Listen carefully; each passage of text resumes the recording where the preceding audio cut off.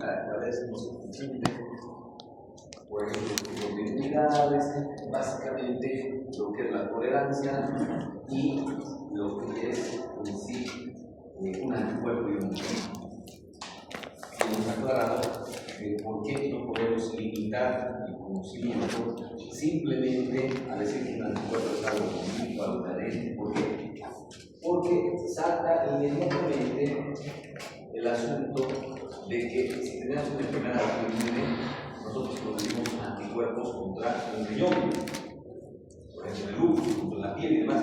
Entonces ahí estos anticuerpos están tomando como antígeno a nuestro riñón.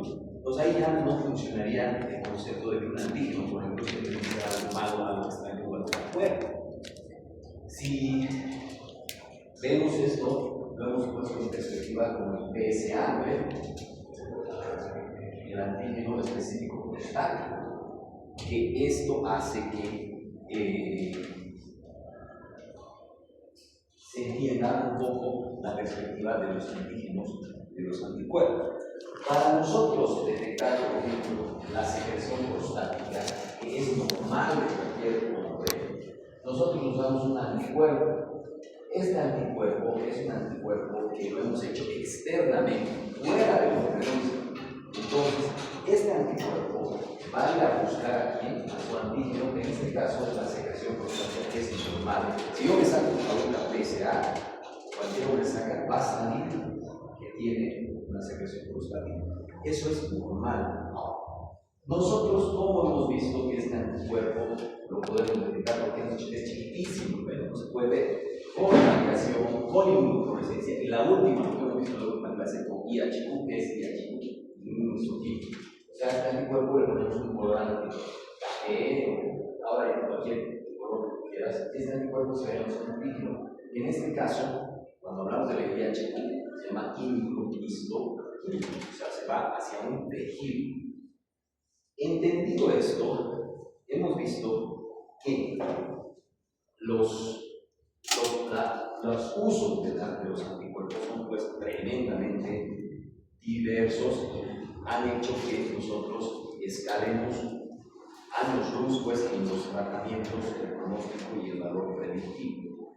Con poquitos han asistido a esta clase, y ahora les he agregado que les he preguntado una pregunta que va a estar en el examen, ¿no? ¿Qué es el valor predictivo y qué es el valor pronóstico? Que aunque le pregunten a la IA, les va a decir la IA, el predictivo tiene que ver con los medicamentos y el pronóstico es con las variables que tiene. Bueno, pero ahorita vamos a entender qué significa eso, porque eso puede ser sumamente ambiguo, sumamente abstracto. Y lo vamos a ver con el ejemplo que habíamos dado del rituximab. Alguien dijo que el rituximab era ¿qué? El anti-CD20.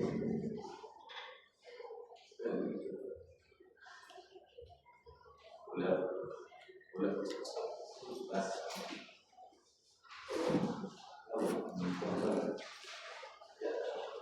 Entonces, el rituximab es el anti-CD20. Y en la anterior clase ya les había dado un cuadrito, una sistematización, ¿no? CD8, CD2, 3, 4, 5, 6, 7, 8, D.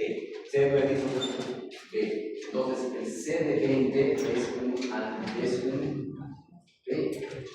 Hemos hablado de los sistemas B, D y los medicanos. ¿Cuál es el peor pronóstico? ¿Cuál es el mejor valor predictivo? Pues habíamos hablado de el D, el NK. En pronóstico, a ver, cuando usamos la palabra pronóstico, cuando usamos la palabra predictivo o predicción, como que parece que estamos hablando del mismo. A ver, ¿quién me dice qué diferencia realmente la palabra pronóstico y predictivo? O más facilito todavía, ¿sí?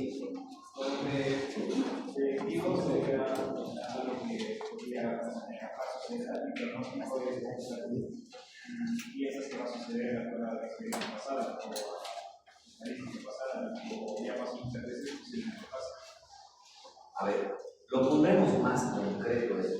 Si yo les dijera como su profesora de lenguaje, utilicen la palabra pronóstico en una oración o utilicen la palabra predictivo en una oración. si me gusta bien esa palabra. Pronóstico, ¿en qué oración? Pronóstico del futuro. Ya.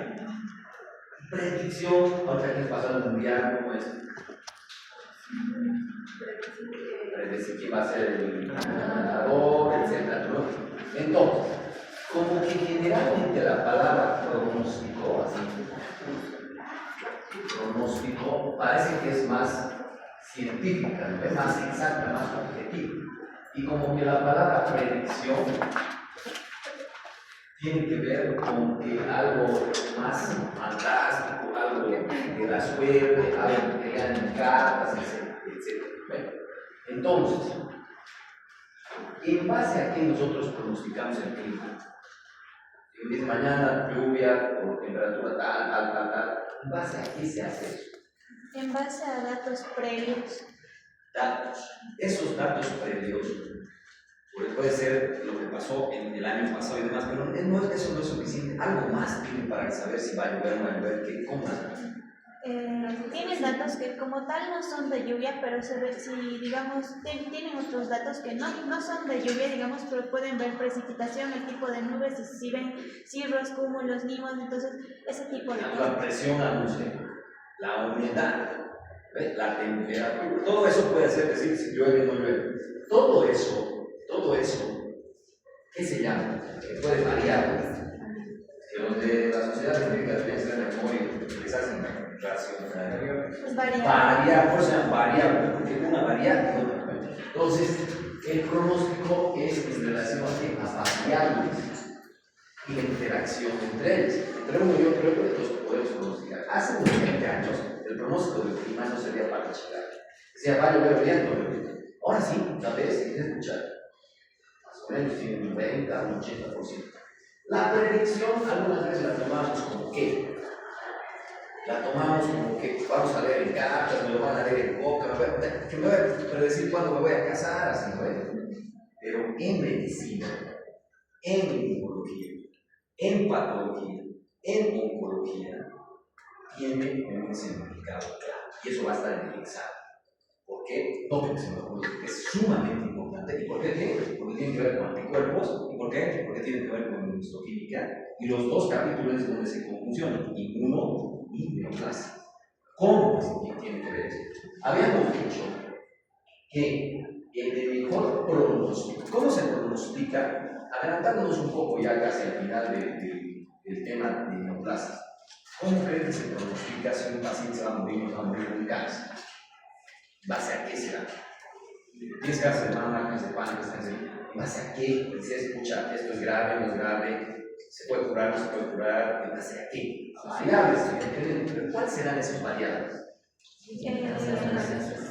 Uno es si está ahí mismo, ¿no? Si es de hígado y está en hígado. Si está en otro lado ya está medio más grave.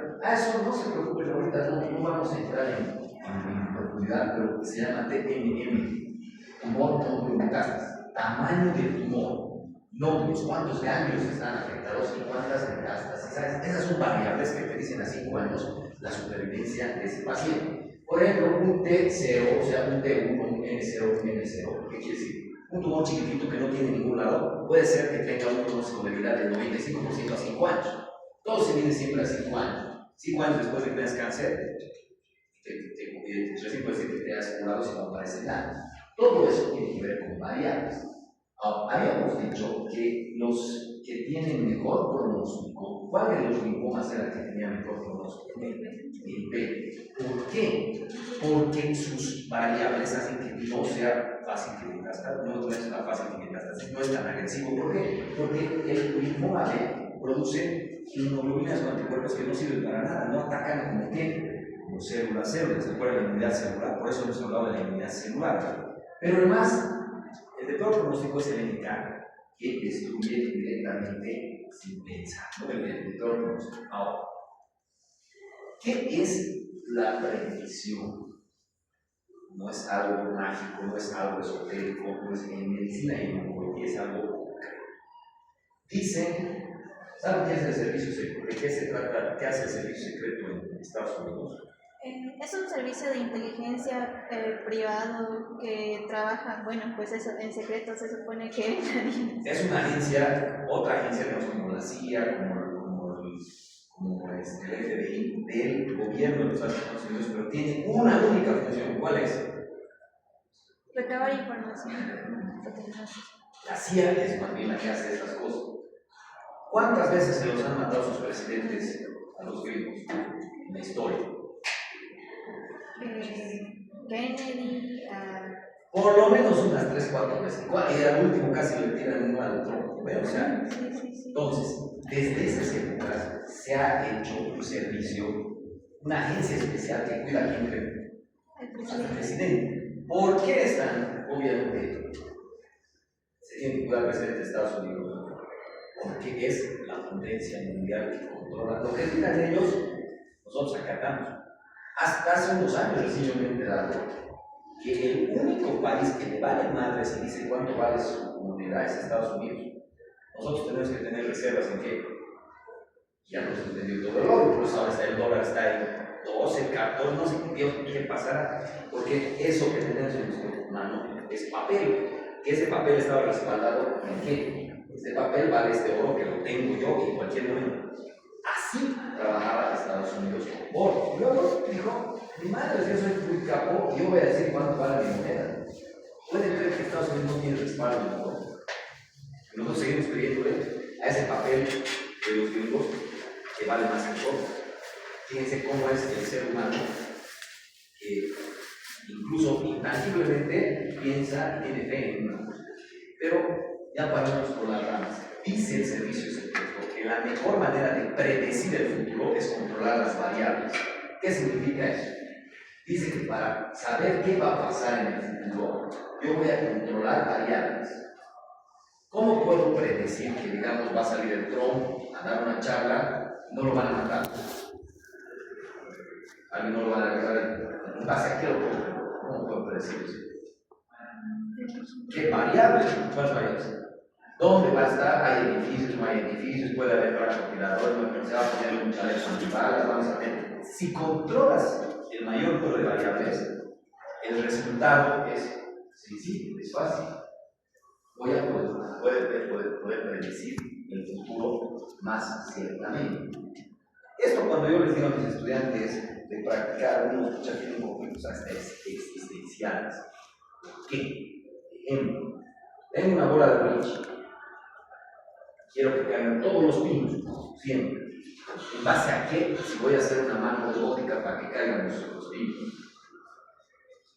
¿Qué haría para cagar la bola de boliche? Cada vez que bote 100% de las veces, uno se caiga todo. ¿Qué variables tomarían en cuenta ustedes? La fuerza, la inclinación, el ángulo. Cuantas más variables tengas, más certero va a ser que la predicción del futuro. O sea, que el pronóstico no tiene nada que ver con algo que yo incita. Es solo lo que tiene además. Por ejemplo, el linfoma B, T o MK, por su agresividad, por el solito, yo no estoy haciendo nada. Su pronóstico es mejor, es peor, es mucho peor. No. Pero si yo voy como médico o como alguien, voy a incidir sobre algo, voy a hacer algo para saber el resultado futuro, o sea, yo voy a manipular las variables, a eso se llama predictivo. Es como agarrar, si tú tienes todas las variables, ¿y qué pasa si les digo que alguien llamado Dios, llamado fuerza universal, tiene todas las variables del mundo y la capacidad de analizar todas las variables? En teoría, ¿qué podría ser ese ente? Dios. Ya, Dios, lo que sea, pero ¿qué podría ser? Si sabe todas las variables, ¿cómo interactúan? ¿Qué podría pasar? En teoría, ¿qué pasa? Sabe el futuro total. O sea, que esto que estoy haciendo ahorita estaba determinado desde el Big Bang. Ya estaba determinado, porque todas las variables llegaron a este preciso momento hasta ahora, donde esto que yo estoy pensando que es libre de albedrío, no es libre. ¿Por qué? Porque ya está predeterminado. O sea, mi futuro ya está escrito. O sea, que lo que haga o no haga, eso porque si lo analizamos desde esa perspectiva de todas las variables, conocer todas las variables, yo voy a conocer el resultado. ¿Por qué estamos hablando tanto de eso? ¿Qué puedo yo hacer para incidir y decir que se va a curar un paciente? usar un medicamento, por ejemplo, un blanco molecular. ¿Qué habíamos dicho que es un blanco molecular? Es un medicamento que es un anticuerpo monoclonal quimérico, así se llama, MAC, ¿verdad? Monoanticuerpo. Entonces, este anticuerpo no solo sirve para detectar PSA, el linfoma B, el MK, sino que también sirve para ¿qué? Para dar una terapia molecular. Y habíamos dicho al final de la anterior clase que es mejor, ¿por qué? Porque en un cáncer, si tú le tiras una bomba nuclear, van a morir buenos y malos que se están pidiendo. Pero cuando tú no quieres tirar una bomba nuclear, ¿qué haces? Mandas un francotirador. ¿Qué hace un francotirador? Mata a todos. Entonces, ahorita, si yo diera una quimioterapia convencional que disminuiría a todas las células en proliferación, ¿qué le haría a este paciente con linfoma B? Bajaría el B, el T, el K, los neutrófilos. Entonces, a este paciente le estornuda, se enferma, se puede morir con la quimioterapia. Pero si yo mando un francotirador que solo mata a las células que están mutadas con este B, ¿es mejor o es peor la terapia? Obviamente. ¿Cuál es la que es potencialmente curativa, más curativa? La MD, la MAP. Es por eso que exijan a sus docentes de Panamá que tienen que llevar este capítulo, porque este capítulo ya ha pasado de ser interesante a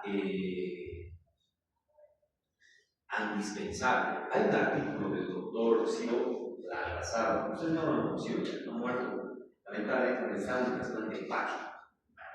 Era uno de nuestros maestrazos, labor de la facultad, ha sido docente en la parte de primer año, también ha sido posgrado cuando he hecho mi maestría en educación superior, un maestrazo. Y lamentablemente estaba en trasplante de hígado, tiene que ir hasta Chile, que no se ha podido conseguir y ha fallecido. Él tiene un artículo,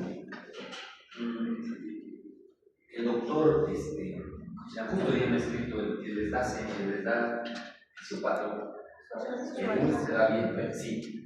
Él, él tiene justamente con el doctor Ciro Zavala un artículo ya de hace unos 15, 20 años tal vez ya, que dice qué hacen los docentes en nuestra facultad, cómo hacen los exámenes. Y si no yo le pongo las 3 series, no le he puesto 3 pero si no lo encuentran en ¿qué se llama? En Google, así, díganme a doctor Suárez que les pasa ese artículo, que es bien chido. ¿Por qué? Porque me dice qué hace el docente de la facultad de medicina de San Simón en los exámenes. Y dice cuánto debería ser lo indispensable, cuánto debería ser lo interesante, cuánto debe ser lo irrelevante, digamos, lo que dice, o algo así. Lo interesante y lo indispensable. Generalmente lo que preguntan en los exámenes, ¿qué creen que es indispensable? Casi lo más rebuscado. Entonces esto que yo estoy dando sería hace unos 10 años interesante tal vez. ¿Por qué? Porque no teníamos anticuerpos monoclonales aquí, porque no había inmunoquímica en el gastro, porque no te vas a poder, ya pasar ese conocimiento de lo que es de lo que era muy interesante a la hora indispensable. Otra idea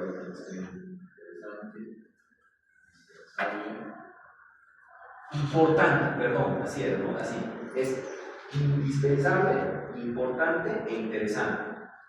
Lo indispensable debe estar interesante siempre.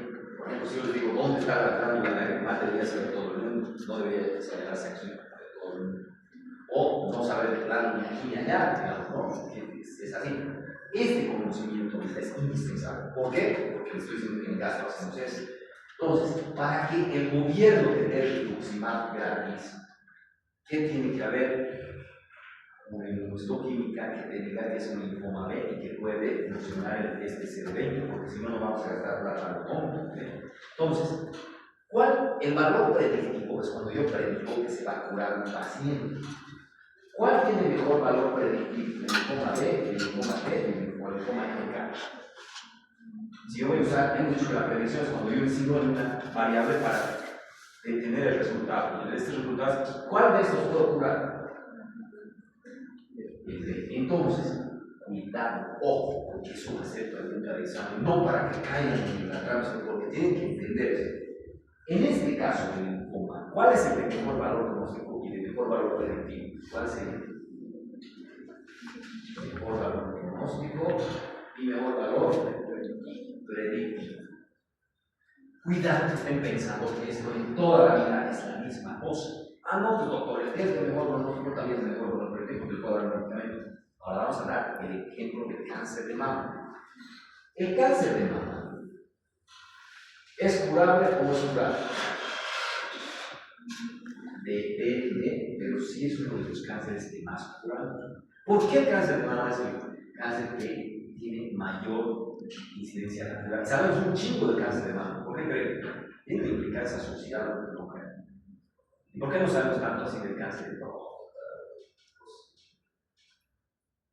Nuestras sociedades generalmente son matriarcales. Si se muere la mamá, se va a chingar a la familia. En general, si muere el papá, no tanto. Aunque hay excepciones. Pero sabemos tanto del cáncer de mama que hemos llegado al punto de que, por ejemplo, si tienes un cáncer de mama, en este caso hay una adenocarcinoma, encuadrado super externo, ya no necesito inmunohistoquímica para saber que es cáncer de mama, porque ya sé que es de mama, al microscopio es de mama. Y voy a ver los valores pronósticos y predictivos. Si este cáncer se parece mucho al tejido de origen, va a comer estrógenos y progesterona, vale decir, va a tener receptores de estrógenos y progesterona positivos.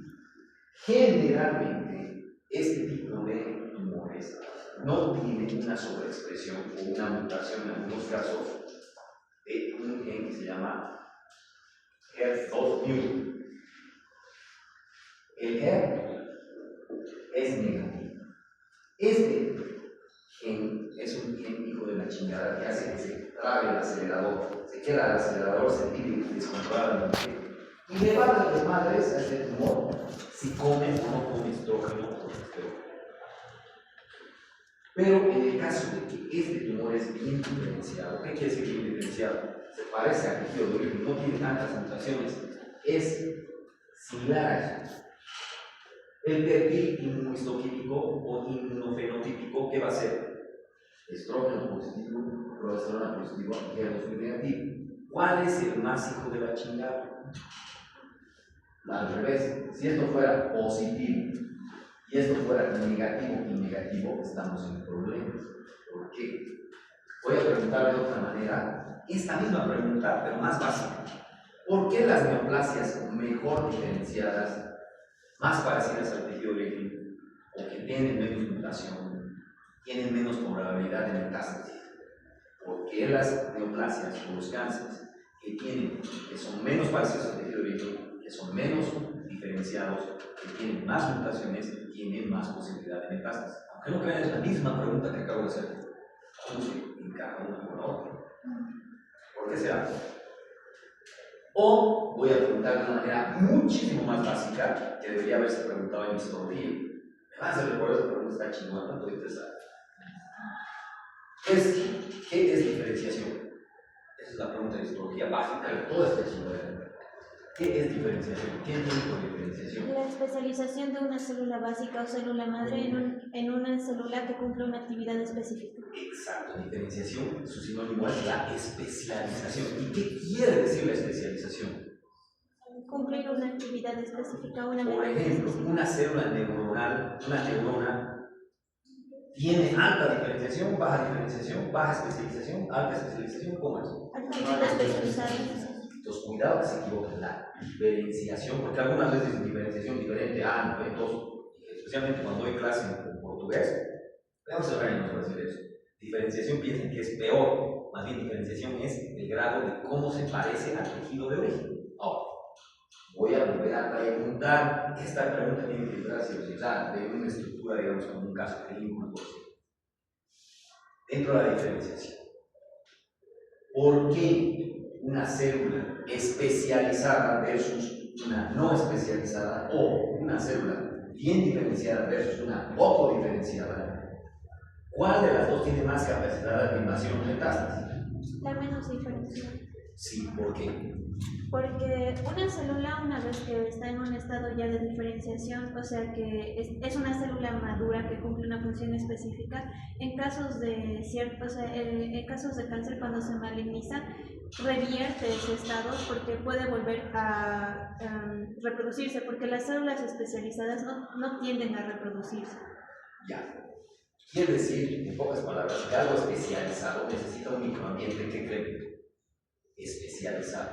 ¿Qué pasa si yo lo mando a uno de mis gastroenterólogos con su especialidad? Tiene su especialidad en RCP y en ecoendoscopía, a una puesto de salud. O sea, él hace endoscopías, pero encima de hacer endoscopías, hace ecoendoscopías. En el endoscopio tiene ecografía, puede tomar biopsias y demás.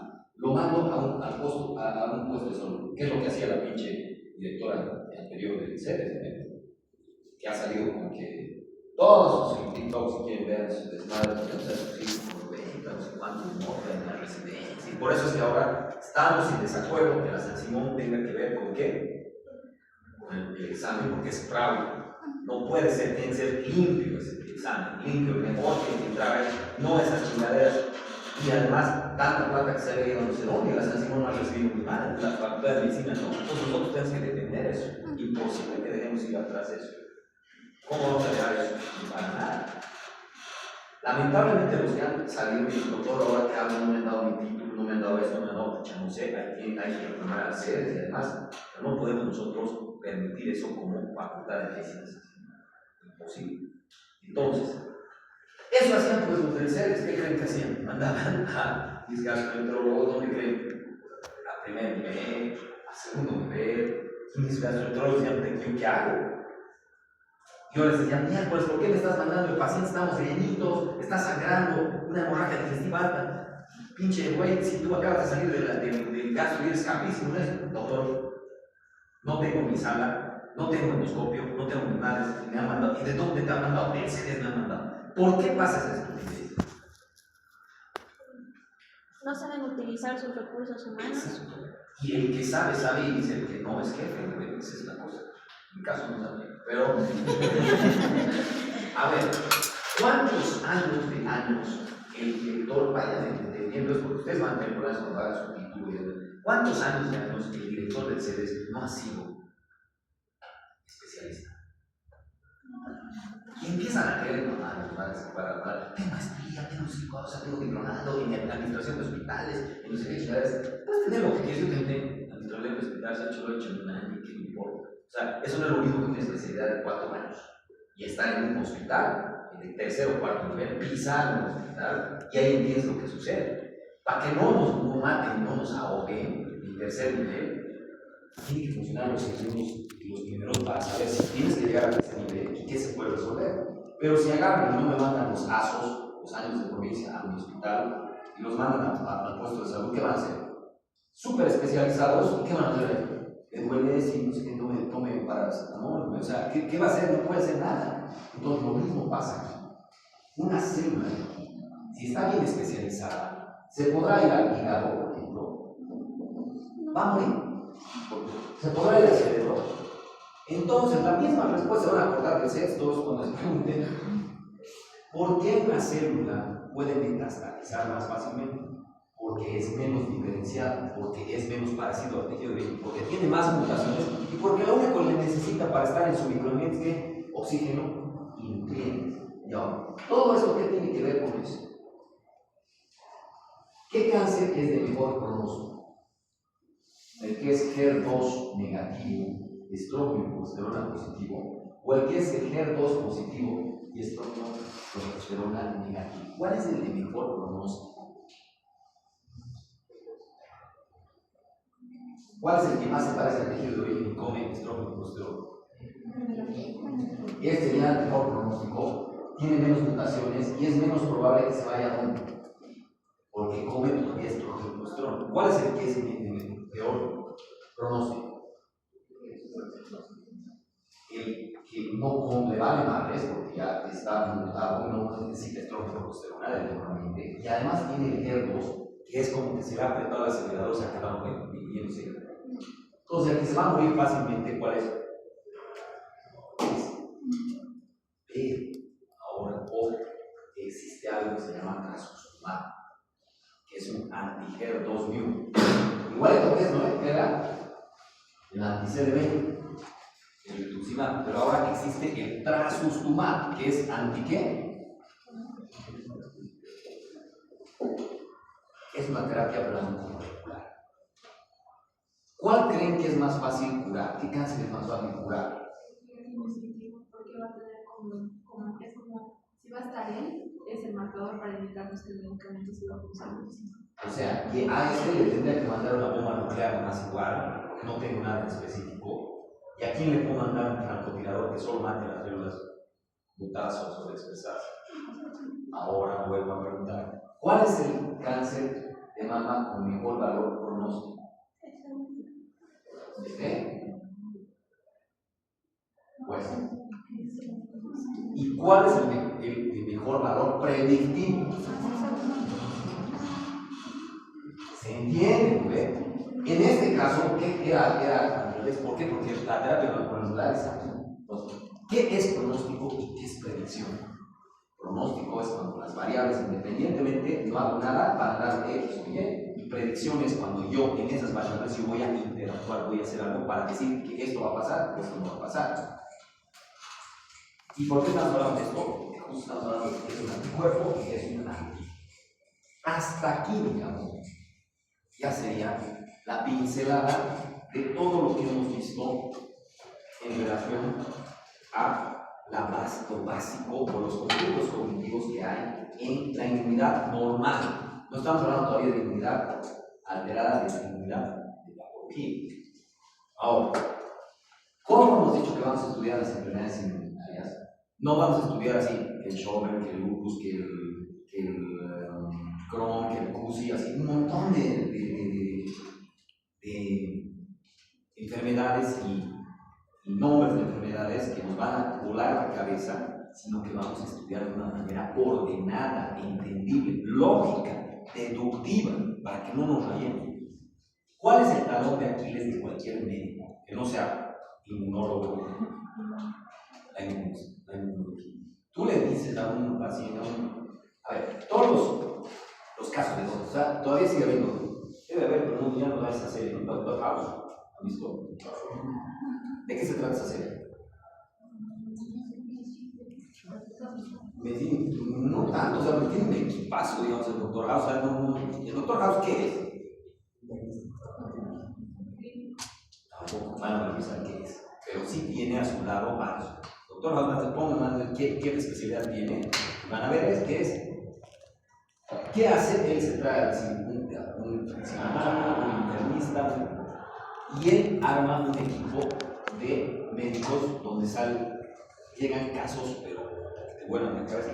Y en realidad esa serie de verdad tiene seguramente asesoramiento de médicos, porque no es cualquier suceso, o sea, es una cosa que se puede ver a cualquier persona y le va a interesar, pero también cuando ve un médico también dice, solo que los casos del Doctor House, yo los he usado, se me ha prendido el foco para evaluar el RCM y que no haya sesgo. Yo me he roto mi cabeza por años cómo hacer un estudio, cómo hacer una investigación para medir el razonamiento clínico. ¿Cómo mido cuán chingón eres para diagnosticar? Y hemos dicho que el razonamiento clínico es de dos sopas, ¿ves? Hipótesis hipotético deductivo y el patrón. El de patrón ya les he enseñado cómo es la cosa.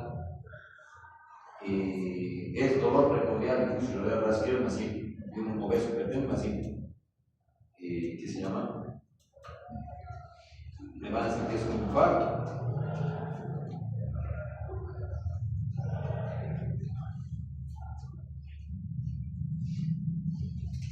Pero el hipotético deductivo tiene algo más.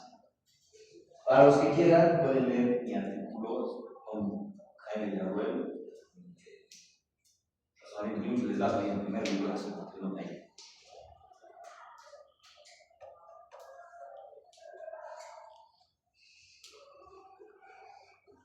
A ver, en ese sentido, docentes, cuando se ha puesto esto, a veces se pone de moda el razonamiento clínico, y en semio, en fisiopato, empiezan a hacer deberes y cosas así, pero un poco medio abstracto, porque no sé qué docente, no voy a decir quién, pero les ha dicho, ¿cuál es más chingón? ¿El del patrón o el hipotético deductivo? O tal vez ya en eso está de moda, ya en el eso, no sé, antes haciendo fisiopato, así tipo práctica, alguna cosa. Ellos le apuntaban al del patrón, porque es más experiencia, porque esta es una chingada, o sea, porque eso es solo si tienes la experiencia de eso. En realidad, si somos honestos, deberían tener los dos. Mientras uno se está desarrollando, el otro también, porque mientras eres un recién egresado de la carrera de medicina y no tienes mucho patrón, también tienes que tener este. Entonces, alguien estudió quién era más chingón en los razonamientos clínicos y salió que eran los del patrón, los que tenían más experiencia. Y eso hacía desanimar mucho porque decías, pucha, yo hasta que no tenga 10 años de experiencia voy a ser un buen médico. Pero, por sorpresa, alguien estudia a los chingones, o sea, no en general,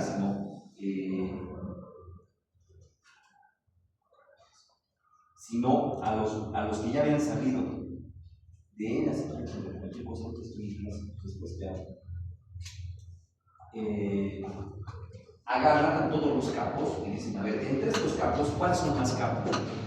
Y dicen, ¿cómo diseñamos un método para saber si este médico es más chingón que el otro, pero no tiene nada que ver su experiencia? Porque si uno tiene 10 años de experiencia, seguramente el que tiene 20 le va a ganar, o no necesariamente, sino que alguien ha trabajado en un hospital donde ha visto un chingo de casos diferentes. Entonces, cuando le des ese examen, seguramente va a tener ese patrón, ese caso, y el otro no. ¿Cómo cortarías ese sesgo para la investigación? Para que no solo mire el patrón. ¿Cómo haríamos? Digamos, de lo normal, una variable o lo quito o cambio esa variable para que deje ese patrón. Más o menos va por ahí. Yo antes, ¿saben qué he hecho? Es agarrar casos del Dr. House literal. Porque los casos del Dr. House son y responden estrictamente a qué creen, al método hipotético deductivo de causa y efecto. Muchos de los casos del Dr. House no existen en la literatura, pero podrían existir. ¿Por qué? Porque tiene una causa y un efecto, y si una célula hace esto, mutada, puede hacer esto, podría hacer esto. Pero muchos de los casos que están en el caso del Dr. House no existen en la literatura. Entonces, ¿qué yo he hecho para medir el razonamiento clínico y quitar el sesgo? He inventado casos clínicos que no existen, que no podrían haber nunca en ningún patrón de ninguno. Y ahí sí hemos captado quiénes son los verdaderos razonadores clínicos deductivos.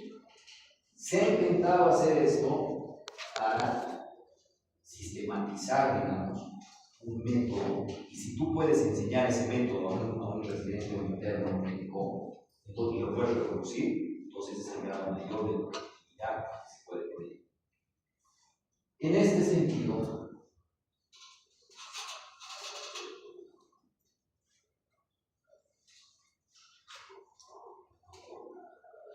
ya terminando esta parte, lo que vamos a hacer con las enfermedades inmunitarias y los casos de razonamiento es entender de esa manera lógica.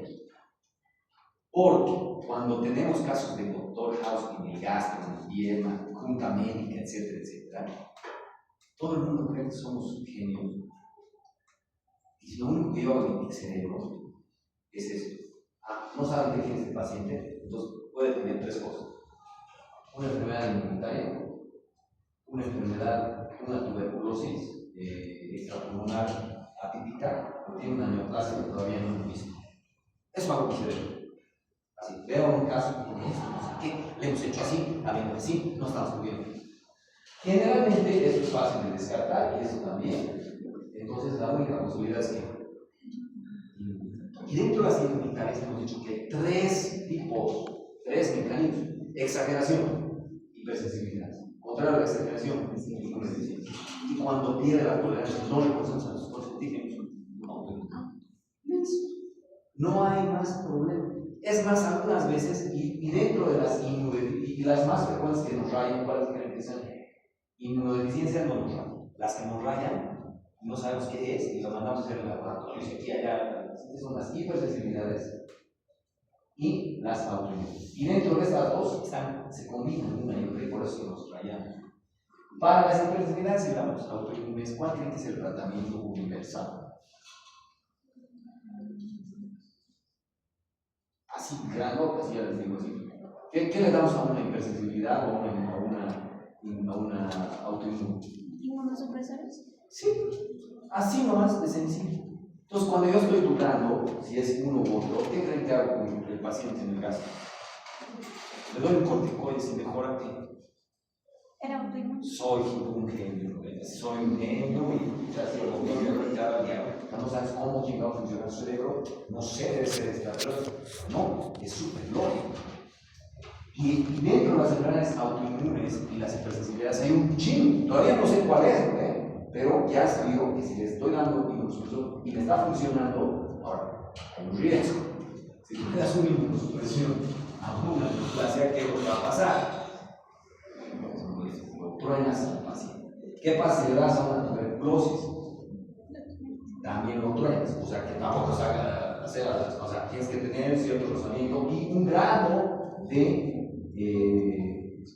alto grado de descarte de hipótesis de decisión que no sea eso. No les he dicho que alguna vez me he equivocado, pero hay que ver eso.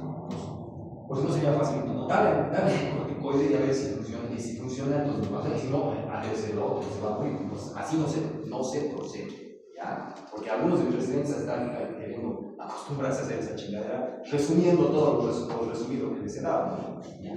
Pues, entendido así, vamos a ir por el primer mecanismo, o los primeros mecanismos.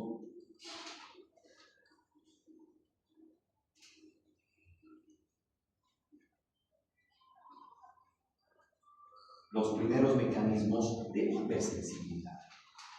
Y cuando nosotros veamos el mecanismo, la patogenia de esto, vamos a poder sintetizar, deducir, hipótesis de deducción de qué? De sus síntomas, de sus signos y de su tratamiento. Pero ya básicamente les he dicho el tratamiento de tubitos, casi de las enfermedades. Ahora, cuidado que solo creen que hay corticoides. Hay otros que no son corticoides, son inmunomoduladores, también que es un fármaco, deberían ver porque estamos en clase de fármaco, pero incluso hasta el CD20 entra, el rituximab entra por si acaso. El rituximab también no es solo para el linfoma B, puede ser para el inflamatorio, por si acaso. Entonces, vamos a empezar con el primero. Hipersensibilidad tipo 1. Mejor nos vamos a hacer en conjunto porque cuando las hacemos así separadas a veces te rayas. Vamos a ver hipersensibilidad tipo 1, la tipo 2, la tipo 3 y la tipo 4. Para sintetizar esto, así para hacerlo más sintético posible, la 1, 2 y 3 tienen que ver con la inmunidad local. O sea, ¿con qué? La 4 tiene que ver con la inmunidad celular. O sea, ¿con qué? Con los linfocitos T. Y en este caso, con los 4, los CD4 y los CD8. Así se acaba. ¿Quiénes son de minutos? Estas de minutos, estas son de horas, y estas son de días.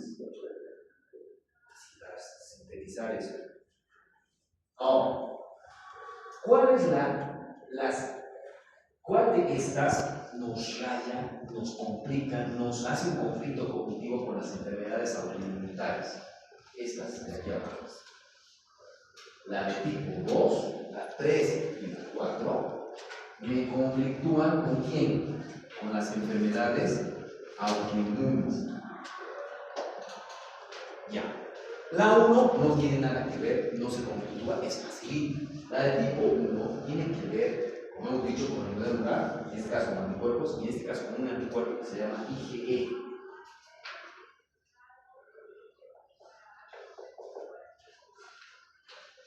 Ese IgE tiene que haber algo que se llama previa sensibilización.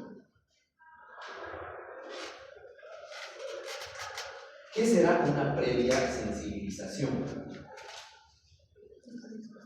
¿A qué se llama previa sensibilización? Una excreción previa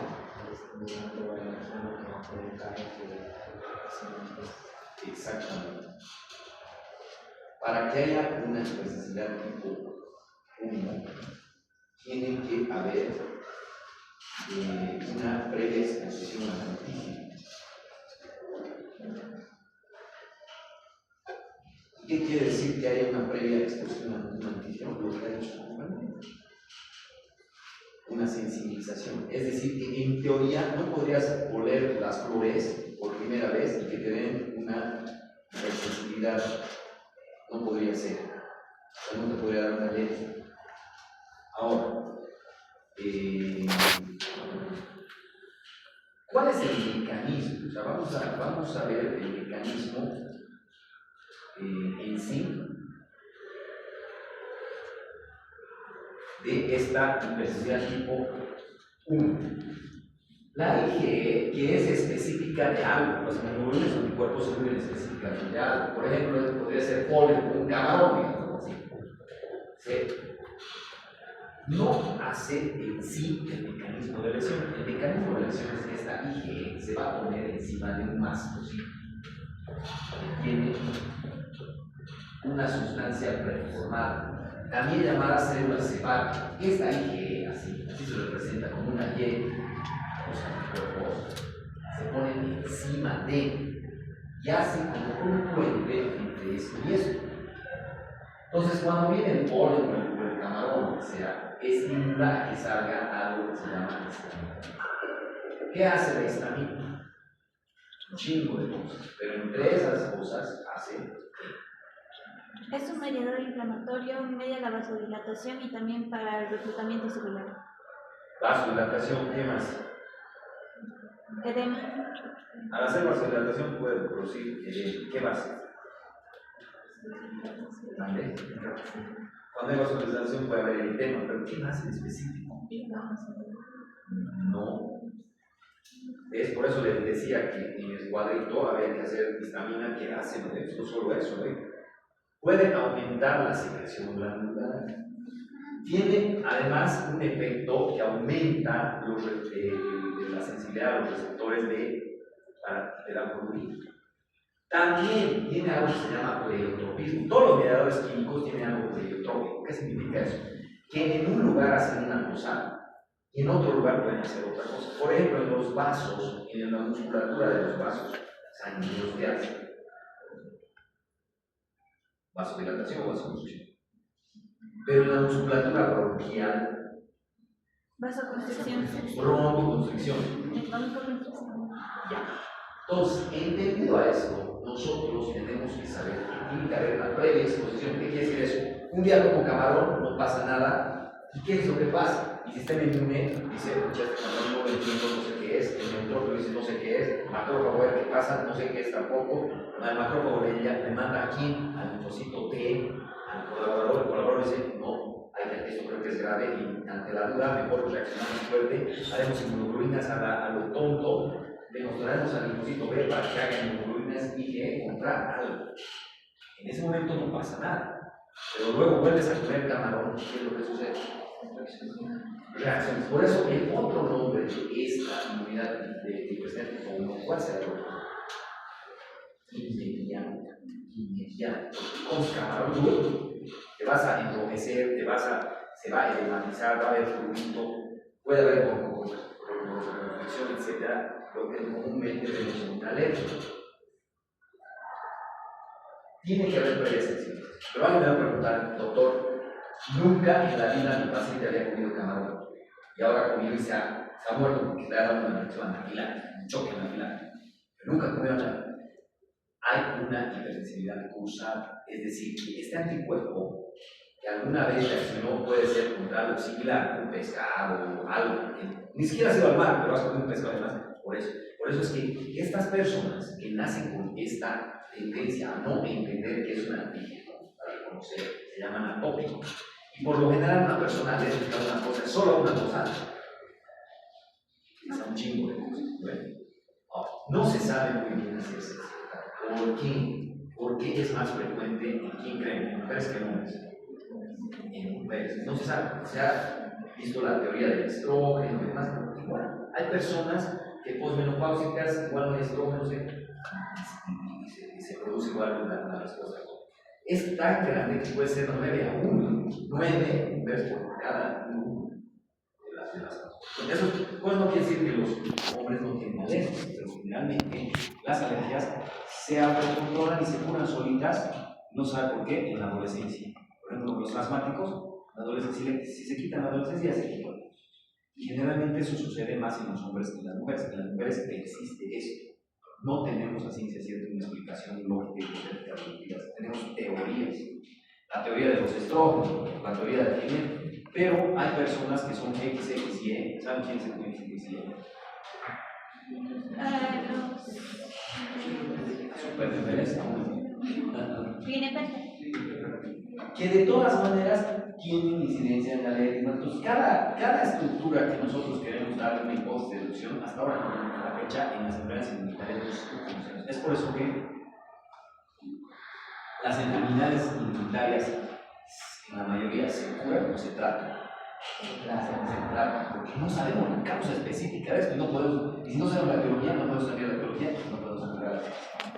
Entonces, como anécdota, yo eso no de esta paciente. Yo estaba en el año, si no me equivoco, en 2004, haciendo mi internado en el Vierma. Y en el Vierma, mi amiga estaba post-turno, viene a recoger su chico y a las 5 sale y dice: voy a comer. Dice, y antes no era tan común. Aquí ahora hay de todo lo que encuentro. Hace unos cuantos años, más de 20, ¿no? No había eso, y va y come camarones y vuelve a las 2 horas. Yo estaba de turno, así, roja, hinchada sus patas, no ponía ni hablo del nivel, no sé qué. ¿Qué tenía? Una respuesta interesante, porque podría estar entrando un choque anafiláctico. ¿Por qué? Porque ya está con su presión baja y su taquicardia. Ya saben cómo identificar los que son distintos. Entonces, ahí, ¿qué le metemos directo? Adrenalina para que el edema. ¿Cómo se prepara la adrenalina? Ya ni les voy a decir, pero gracias a Dios ya viene la jeringa ahora ya preparada, porque si no antes era tan chico. Es unos 1000, unos 10.000, o unos 100.000. Además, ¿y cómo se prepara eso? Porque si le dices a la enfermera y luego la enfermera no sabe, pues lo matas al paciente, ¿no? Pero además de eso, de poner la adrenalina, ¿qué le voy a meter?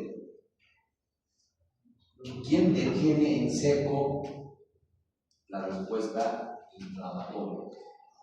AINES o corticoides.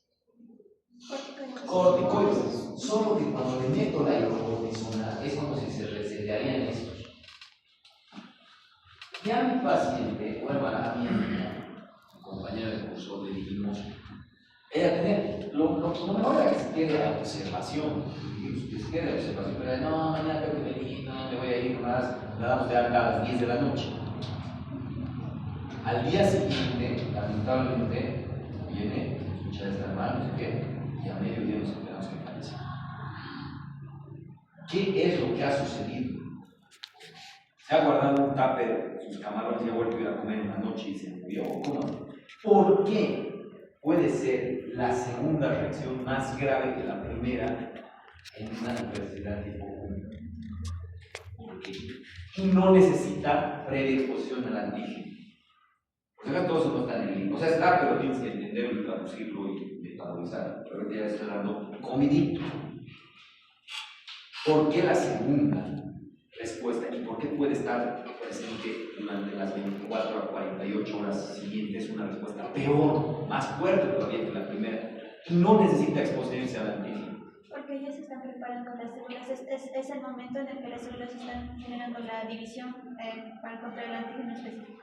Hecho, de inicio seguramente tenían linfocitos B de memoria, y esos B de memoria comían el camarón y tenía cierto número de linfocitos B de memoria con ciertos anticuerpos que se pusieron en el signo, pero sí pero han pasado horas. ¿Y qué ha pasado con el sistema inmunitario?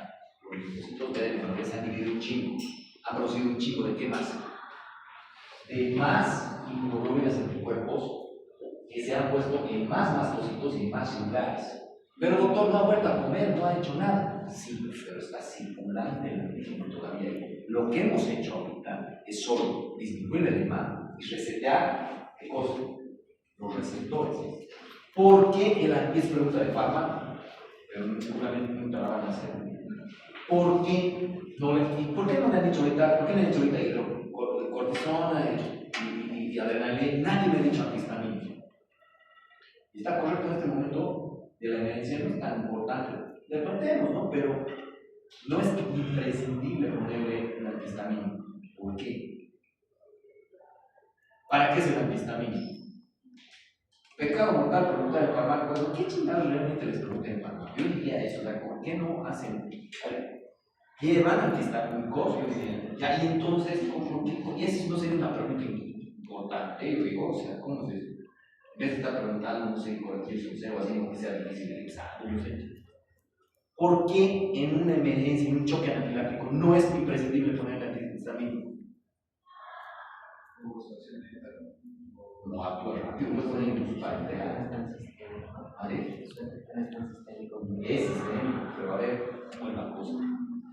Esa pregunta que ya. Es que no necesitamos actuar a nivel de la histamina, necesitamos actuar a otro nivel, a nivel de las células inmunitarias. Más o menos va a correr. Cuando ya hay granulado esto, cuando ya salió la histamina a la sangre, ¿cómo actúa el antihistamínico? ¿Dónde más bien actúa el antihistamínico? En las células hepáticas. A ver, ¿pero cómo? ¿Cuándo? Actúa destruyendo y inhibiendo la histamina circulante o actúa en la degranulación. Exacto. Y cuando ya está toda enronchada y por morir, necesitamos el antihistamínico, es imprescindible. No, porque ya se fue, ya está aquí afuera. Pero sí vamos a resetear esto y sí puede haber más degranulación. ¿Qué es lo que le vamos a decir cuando se vaya a su casa, para su casa? ¿Con qué tratamiento lo vamos a mandar? Antihistamínico. Lamentablemente, la dosis de antihistamínicos para algo así es la mayor dosis y el menor tiempo. Podemos darle 4 veces al día, cada 6 horas o cada 4 horas es la dosis de antihistamínico. Por eso era viendo más que se quede o no esa noche. Pero como los médicos somos los peores pacientes, pensamos, ¿qué efecto adicional tiene un antihistamínico? ¿Dónde ven antihistamínicos? Pinche antigripales tienen antihistamínico de noche y de día. ¿Qué creen que tiene? Más antihistamínico el de noche y un poquito menos el de día. Así para que no te lo. ¿Qué hace? ¿Por qué? Porque la histamina, que hemos dicho, aumenta la secreción de las glándulas y en ese caso esas molestias y demás, algo te quita, ¿no? Pero normalmente un antihistamínico es cuestionable, o sea, un antigripal, perdón, un antihistamínico es cuestionable su acción, ¿no? Es más que todo, mejor te dan altas dosis de antihistamínico en la noche para que te duermas y así sientas que estás mejor, o sea, te golpes y así va por eso, ¿eh? La histamina no era más que todo, aparte, más que todo no eran los receptores. Creo que ya la histamina ya está desregulada y evitar en los receptores. Si yo le doy antihistamínico, lo que quiero es que no salga más. No salga más eso. Lo que más estoy queriendo es que no haya más histamina. Por eso es que, porque si no, sería mejor meterle un bolo de antihistamínico que uno de cortisona ¿cómo se llama? De adrenalina, ¿no? En este caso, no les voy a negar que sí le ponen antihistamínico, pero no le damos bolos y no voy a tomar adrenalina en su casa cada 8 horas, ¿no? Sino que le calcamos que tome su antihistamínico, pero la macana es que hay resistencia. ¿Por qué? Porque tomo esto, me da sueño, tengo que tomar cada 4 horas, no sé. En este caso, lamentablemente, la segunda ha sido sumamente fuerte porque a pesar de que ya no he comido, se llama? Camarones y demás, porque se ha salido. Y en ese caso, esta persona debería haber tenido adrenalina en su casa, pero no todos tienen. Los que ya saben son súper alérgicos, sí tienen su cinturón y además hasta tú hables y dices, por favor, inyectarme aquí, porque estoy así, cuando son alérgicos a las abejas, en Estados Unidos tiene una manera donde te explican paso a paso qué tienes que hacer y su inyección está aquí, porque son súper atópicos. Entonces, esta hipersensibilidad tipo 1 no tiene cómo equivocarse con las autoinmunes ni nada, pero las que sí nos vamos a chocar, nos vamos a volver a explicar es igual. En la hipersensibilidad tipo 2 y la tipo 3. La de tipo 2 se llama mediada, el otro nombre es mediada por anticuerpos. La de tipo 3 es por inmunocomplejo. Inmunocomplejo, ¿qué es? Cuando se une un anticuerpo con su antígeno grande de moléculas, esa molécula hay que deshacer en el sistema dendrítico. Nosotros todo lo que no usamos, igual lo reciclamos en el cuerpo. Entonces, esa molécula es la unión del antígeno con el anticuerpo, se llama inmunocomplejo. Y esta mediada por anticuerpos, las dos nos rayan con las enfermedades autoinmunes. A ver, ¿quién me dice de una manera clara, concisa, precisa la diferencia entre una hipersensibilidad tipo 2 y una enfermedad autoinmune? Si dicen que la hipersensibilidad tipo 2 es mediada por anticuerpos, lo que quiere decir que el anticuerpo va contra el tejido. Entonces, ¿cuál sería el fundamento o la diferencia entre esta y esta? O, dicho de otra forma, díganme una enfermedad que sea hipersensibilidad tipo 2.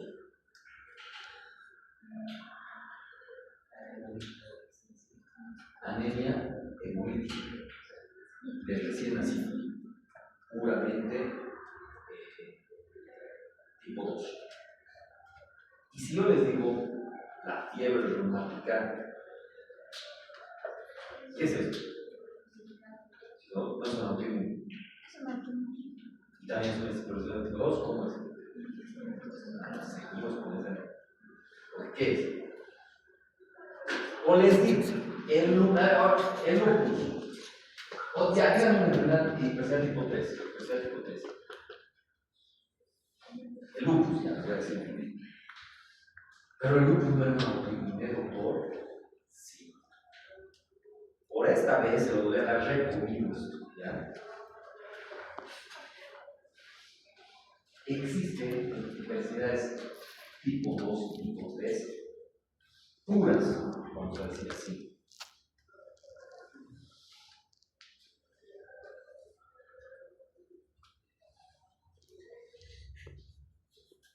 Pero hay algunas que el mecanismo de lesión es la hipersensibilidad tipo 2 y tipo 3, pero el inicio de la enfermedad es una enfermedad autoinmune. O sea, viene la enfermedad autoinmune y cómo te lesiona, cuál es el mecanismo de lesión. Hipersensibilidad tipo 2 o hipersensibilidad tipo 3. Muy poquitas enfermedades son puras, hipersensibilidad tipo 2 y hipersensibilidad tipo 3. Por ejemplo, una que ha dado bien su compañero, así purita, es la enfermedad hemolítica del recién nacido. ¿Cómo es eso? ¿Cómo es el mecanismo patogénico de eso? El padre es ORH negativo, la madre es ORH positivo y el bebé es ORH negativo. Entonces, las células inmunitarias de la madre reconocen al bebé como un objeto extraño y la primera vez no le hacen nada, pero conforme avanzan los embarazos, el cuerpo de la madre va a reaccionar con más fuerza hacia su propio bebé. Entonces, específicamente estos anticuerpos están formando algún tejido. Lo que me puede hacer pensar que es una enfermedad autoinmune, que es que anticuerpos están formando algún tejido. ¿Cómo podemos darnos cuenta de si hay una hipersensibilidad pura tipo 2 y una enfermedad autoinmune? Básicamente como es tolerancia. ¿Qué es la tolerancia?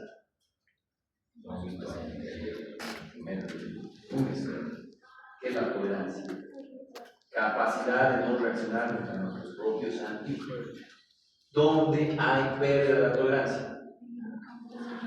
En la enfermedad autoinmune, donde ya no reconocemos nuestro HLA, nuestro complemento de compatibilidad.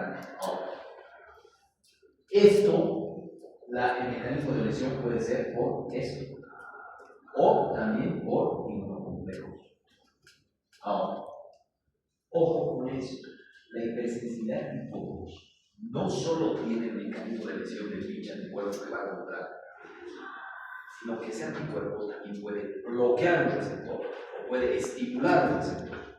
Entonces, enfermedades que son también hipersensibilidad tipo 2, ¿cuál es la enfermedad? ¿Qué es la miastenia gravis y qué es la enfermedad de Graves? ¿Alguien sabe?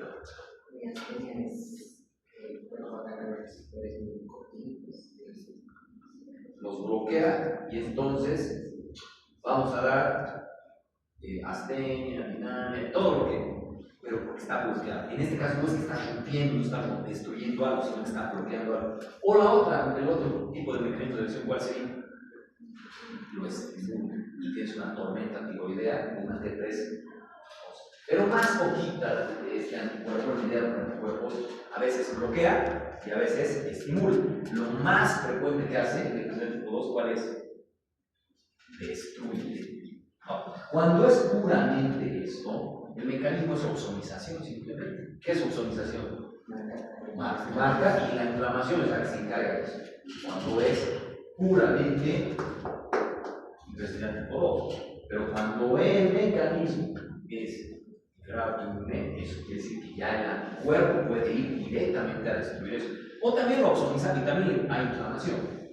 Ahora, este presente tipo 3, ustedes se van a dedicar a buscarme cuáles son las enfermedades que son así purísimas, ¿no? Porque casi todas son puras.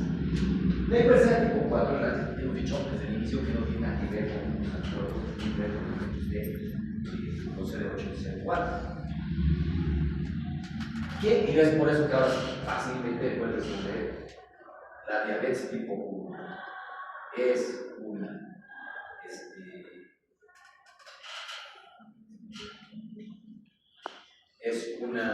¿qué tipo de enfermedad es? Puede ser. Es ambas. De inicio, ¿cuál es? ¿Y su mecanismo de lesión cuál es? Hipertensión de tipo 2. Ahora, hay algunas, como el lupus, que también te pueden combinar, por si acaso. El lupus te puede combinar con la 3 y la 2 del mecanismo de lesión, por si acaso, porque el lupus se llama el lupus eritematoso sistémico. ¿Okay? Hay otras enfermedades que te pueden combinar la 4 con la 3 o la 4 con la 2. Por eso es que a veces es un desmadre, ¿no? Cuando te... Pero no es tan desmadre cuando... Igualito, ¿cuál es el medicamento que... ¿Cuál es el fundamento del tratamiento en este caso? Inmunosupresores. ¿Por qué? Porque hubo vamos. Entonces, hoy día que hemos visto, y en general, la línea de cómo vamos a estudiar qué cosa. Los tipos de enfermedades. Yo ya no se los voy a mencionar porque eso va a ser... Pero ¿qué tienen que hacer ustedes para estudiar? Poner una lista de cuáles son estas, cuáles son estas, cuáles son estas, cuáles son... ¿A dónde está? Es pura, ¿sí? ¿No? ¿Cuáles estas son puras? Que no tienen que ver con él. ¿Cuáles son puras? ¿Cuáles son puras? ¿Cuáles son...? Ya se acabó el asunto con las situaciones similares. La siguiente clase vamos a empezar con las enfermedades autoinmunes, pero vamos a ver el mecanismo de lesión, que es entendible, pero vamos a ver ciertas molecularidades que necesitamos saber. ¿Alguna duda, pregunta o observación? Bueno, nos vemos en la siguiente clase. Gracias.